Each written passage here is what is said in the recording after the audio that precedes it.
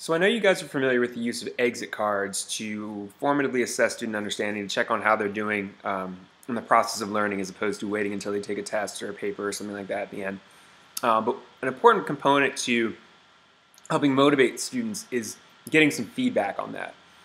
So if you think about the steps in terms of them knowing that there needs to be improvement, they need to see a gap between what your expectations are and where they are, and then we have to find out how to close that gap, and then hopefully at the end to actually close it. So the key component in them seeing that gap is maybe taking an exit card, taking a journal entry, and you wouldn't have to do this all the time, but providing feedback on that and giving it back to them. So an exit card, you could write down some observations. So, okay, your thinking's a little bit off here, or here's what you should, the direction you should be going.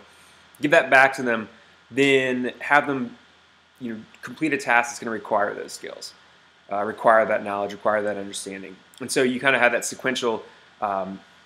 Let me show you there's a gap. Let me give you some strategies and some ideas to fill this gap, and then let's check and see where you are.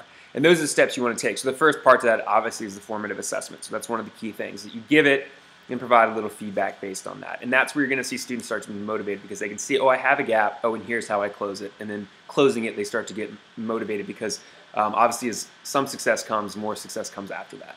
And that's what students really want to see.